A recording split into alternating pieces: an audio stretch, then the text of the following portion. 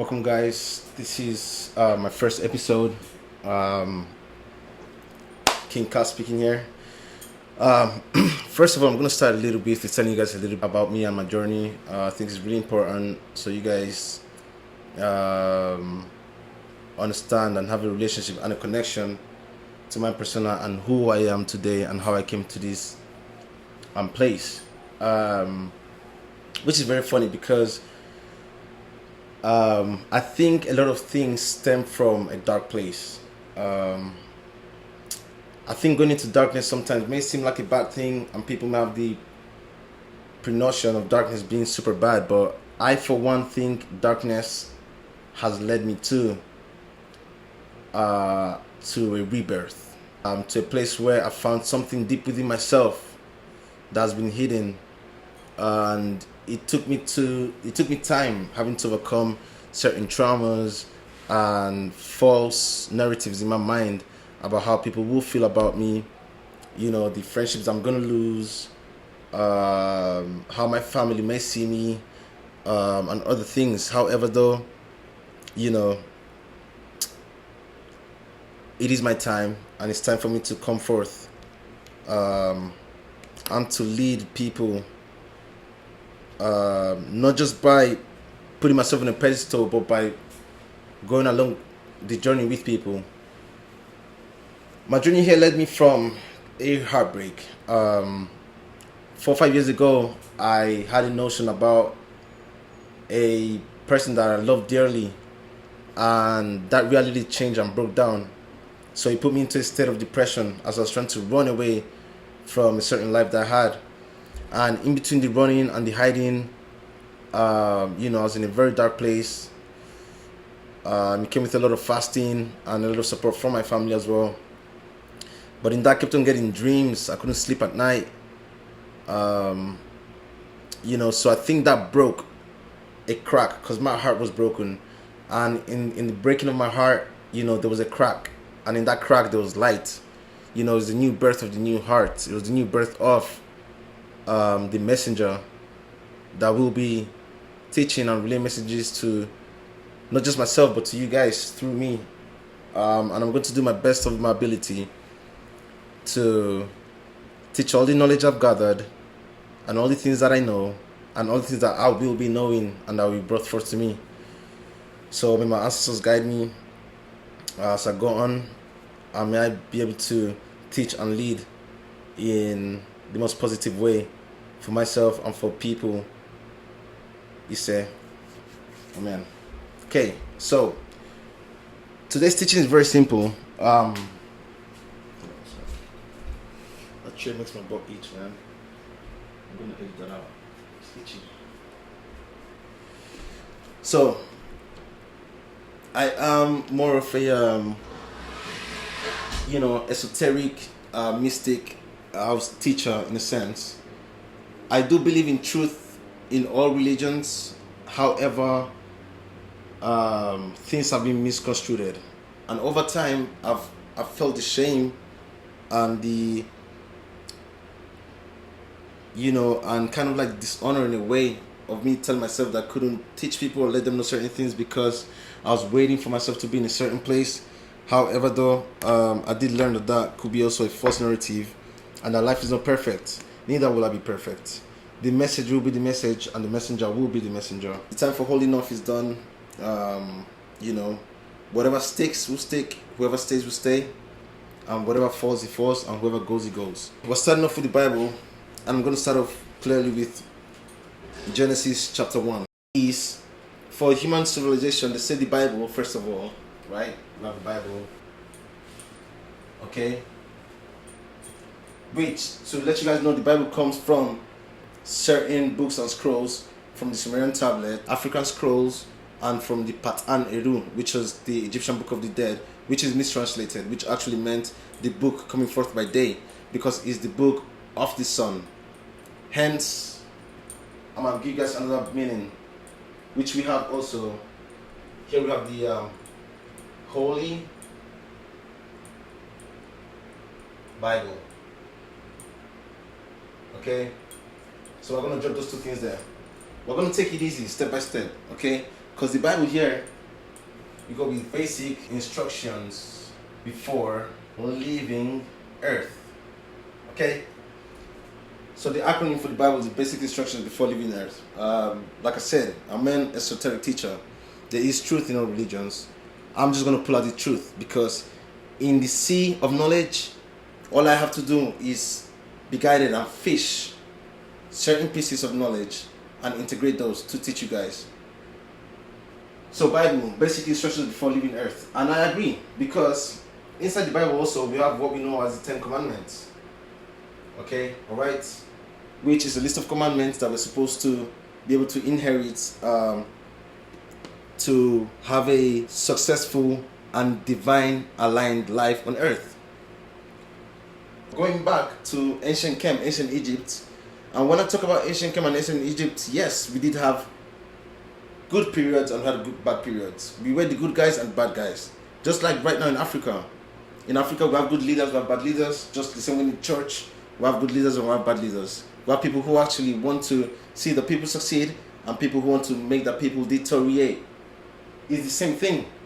So you're going to find times, because I will be going a lot with ancient Kemet. The reason why is because it was the first consciously recorded civilization which stood for the land of the blacks. You know, with the teachings, Christianity, Islam, and all these other religions that came forth from one spot. Okay, just like how things have a beginning and a source. Just like how the source of the cradle of the world is Africa, Mama Africa, so these teachings as well. So that comes on to also the 42 laws of Ma'at, which we might be going through today or we'll be going through another day. But what I'm trying to let you guys know is that the 10 Commandments came from the 42 laws of Ma'at, which was set up before the 10 Commandments ever came to being, through, as we know in the biblical scriptures, through Moses and the burning bush. The 42 laws of Ma'at already existed, and 10 of these commandments correlate with the 42 laws of Ma'at, which existed in ancient Kemet already. We might leave that for another day. So basic instructions before leaving earth. Alright, so there's nothing wrong with listening to the Bible in certain aspects and certain things, but I'm going to try my very best to lead us through that. The Holy Bible, in which we know today. Holy, meaning, because one thing I've understood is going back in time and going back in language to understand the meanings and the root words of what those things mean. It's called etymology, the study of the root words that we have now. Because English, French, Spanish, and all these languages, that we mostly use now in this world, came from Latin, okay? Not the languages in Africa, not languages in any other indigenous cultures, that was our own independent language. But the languages we speak today, mainly that people want to honor and adore so much, which is the Western languages, came from Latin, right? So, holy in Greek was Helios, okay? Helios meant holy, or it meant to shine, or the sun, or bright, So Helios stood for holy and sun, okay?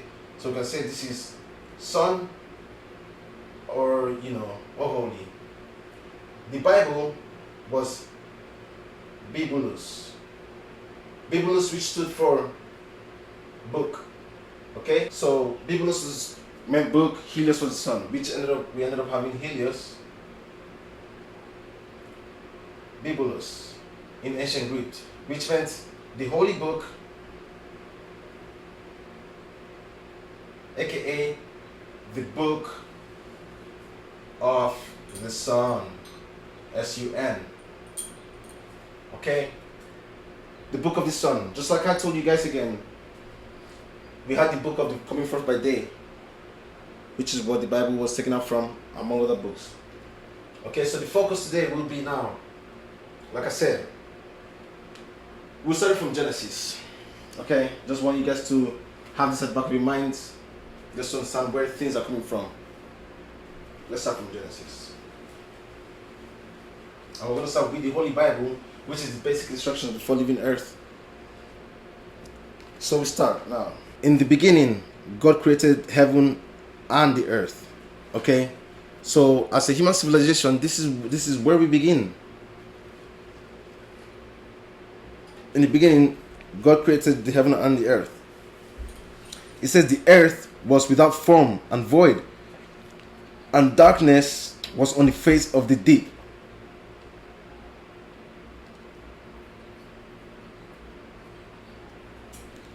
So, we have to logically take the information here, and we have to start thinking for our own selves. You have to free your mind and think, because God is trying to speak to each individual person, and the message today is you don't need somebody in order to access God. God lives within you already.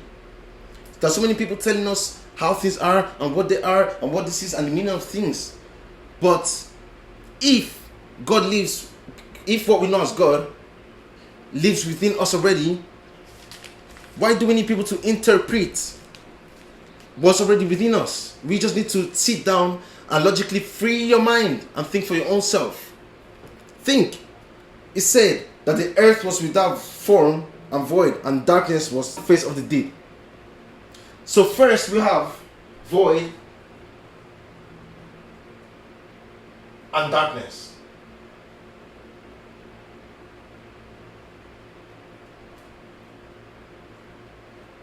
That's what it says. Okay?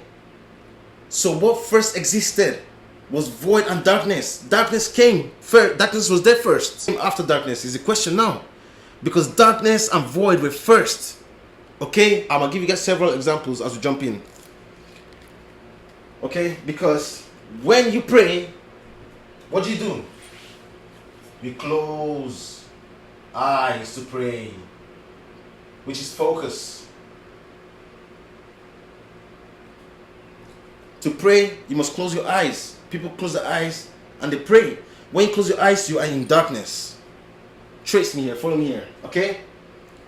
When you put a seed, okay, you seed into the earth. You know, you have a seed, and here, let's say you have the earth, okay? For example, now what you do is that the seed must be planted into the earth, you know, in order for the seed itself to, we are going to the next step, in order for the seed to, first of all, you know, root itself from the seed, you must create roots. You must create roots. And from the roots, after a long struggle in which I will come about, then it begins to what? Germinate and come up. Right? That's what it does.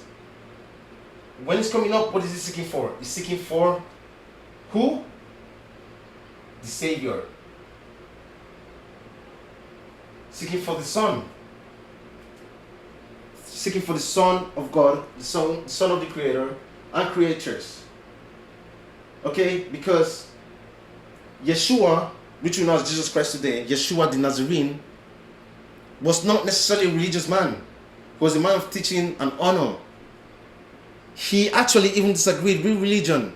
As we saw the Jews build temples and sold stuff in temples, and he went to the market in the temple and scattered everything. You know, the Jews disagreed with Christ at the time. That's because Yeshua was not a man of religion, but he was a man of truth. And he wanted us to be Christ-like, to be like him. But the thing is, after time and after his death, they took on the Helios Bibulus, the Bible, and transformed it for political reasons because of the power and the message that he had behind. Certain people came to this world and were able to inherit the consciousness of the Son through eating clean, through living clean, through speaking clean. They were able to inherit the consciousness of the Son in within themselves. Just the same way a plant needs the sun rays to germinate and to produce, to go through the process of photosynthesis to produce chlorophyll and use it as glucose in their body and produce food for themselves. It's the same way human beings need the sun to survive. That's the same way. But before we divert now, darkness, okay? So a seed must need darkness in order to germinate, as we've seen here, and as we know in life. Okay, because I don't know why I was so scared of darkness, and we're making darkness seem like such a terrible thing. Okay? Because darkness came first before light came forth. So a seed needs darkness to germinate. Okay? A baby is what? In the belly. For what? 9 months. 9 months. And where is the baby? It's in darkness. It's in darkness and it's in water. Okay? So for 9 months, a baby is in darkness. It's in darkness and in water. The sperm is water. Okay? And that water holds information. This is why we have to understand what Genesis chapter 1 is really saying and stop playing around. Stop playing around. Let's go. I could give so many more examples, but because of time, we have to keep moving. Okay? And the Spirit of God was hovering over the face of the waters. So which means that the Spirit of God came there and met darkness and it met waters. So darkness and water was one and was already there, and the Spirit of God moved through the waters. Are we understanding what I'm saying? So there was darkness and water already before even light came to exist. Okay. So it says, and the Spirit of God was hovering over the face of the water. Then finally, after darkness and after God passed through the primordial waters, okay, the same water that some Africans are scared of, the same ocean that some Africans are scared of because of programming, but the scripture says it itself. That was first. The darkness and water was first before even God even moved the Spirit through the waters. And when people are talking about mommy water, about mother water, people are scared. You're shaking. When the water is actually our very beginning. So we move on. And the Spirit of God was hovering over the face of the waters. Okay, and God said the magical words, "Let there be light." Now God said, "Let there be light." Let there be light. Let there be light. And what brings light into what projects light into the earth? The sun does. The sun does. Okay? The sun does. And so there was light. And God saw light that it was good. Yes, light is good. Light is good. And light can be bad sometimes. Because sometimes you stay under the sun too much. In the desert, it can dehydrate you and it can kill you. But the sun also provides life. Yes, darkness can be bad, because bad things can be done in darkness and hidden things can be done in darkness. But also, you close your eyes to pray. When you sleep, you turn off the lights in your room. You close your eyes and you sleep. And when you close your eyes, it produces melatonin in your mind. In fact, we are so in tune, our body is so in tune with the earth, that when it's nighttime, the body begins to slowly produce melatonin in your brain, because melatonin is what helps you rest. So they can be good in darkness and bad in darkness. Okay? Concepts of, I might draw this wrong actually, but the yin yang, this is what the yin yang is always trying to teach us. You guys have seen the yin yang, all this, for those of you guys that don't know, is a, said to be a Chinese symbol. And forgive if I'm wrong if Chinese or another Asian place. But it represents balance. You see the light and the darkness in one side, but then the light and the darkness lives in each other as well. Okay? So, and God said, "Let there be light," and there was light. And God saw the light that it was good, because in light we can hunt. In light we can do things, we can move around, interact with people. There is light, so things move on and things are good. Okay? And God divided light from darkness. Yin yang. Okay? God divided light from darkness. God called the light day and the dark night. So which means that it was together. Okay? But God had to now create a division, which is okay, for for darkness to coexist in one side, but yet it still has a scope of light. And you have to create another one. Forgive me for the drawing, I'm not an artist like that. And darkness. So here we have light, but in light there's still a bit of darkness. And here we have darkness, but in darkness, light still coexists a little bit, because they were one and the same before God separated it. You have to understand the esoteric meanings. The way you read the Bible, right, is you can read it literally, metaphysically, metaphorically. Okay, it's not a story book. It has knowledge and codes in it that you have to decode. It's about decoding. It's encrypted. Okay, it's encrypted because some messages are not meant to be found, but I'm yet to encrypt it in you guys' mind. Okay, and we go forward. Then God called the light day, the darkness He called night. So the evening and the morning were the first day. Then God said, "Let there be a firmament in the midst of the waters, and let it divide the waters from the waters."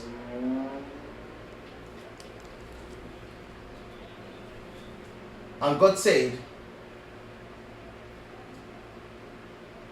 "Let there be a firmament that divides the waters." So the waters above from the waters that we see here on earth all the time. That the ocean is swimming and everything. Okay? And the firmament was the separation. To those guys who said the firmament does not exist. And the stars and all these constellations that we see on the rock trees are in the waters above. They are in the waters above. That is what space is. Okay, so we move on. Thus God made the firmament and divided waters which were under the firmament from the waters which were above the firmament. And it was so. And God called the firmament heaven. Okay, so the firmament above, where the stars exist, where how we are able to read astrology, astronomy, in which religion deems evil today, but it was a creation of God. He's just reading the stars and the constellations. So the stars and everything above the firmament was called heaven. If anybody is reading astrology, they are in a heavenly consciousness. But you've been so programmed to believe that the creation of God and the heavens above us is evil. When people are talking about astrology, people say it's demonic and all this stuff. You are lost. You are seriously lost in your mind. Seriously. And it's not bad. It's not a bad thing, but I'm here to tell you there's nothing wrong with that. Okay, we've always used the stars for several things. So there, I'm going to actually stop. Is the thing. We're not going to go super deep. This is just my introduction video. There are a lot of things I could learn, but it's basically giving you guys a basic understanding to read and understand things logically. You understand? Because what happened is there has been true information that our Father in heaven and Mother in heaven want us to understand. The Creator loves us so much that He had things in store for us. In this earth that God created, we're supposed to eat freely, drink freely, live freely, and we don't own nothing in the earth. You don't own land, you don't own all these things, nothing. What you are given is charge over certain places, because there are certain people and things that God will appoint to take care of the land and certain things. But today, that's all I'm gonna give you guys. But I just want to thank you again for listening out to me. However far this message goes, it goes. And this is King Ka, here to not just be a teacher, but also to be a servant to humanity, to you, to myself, and to everyone. Love and peace. And like we say here in Hawaii, mahalo and aloha. And I appreciate you guys for letting me be your servant today. Uwese kakabo, ise.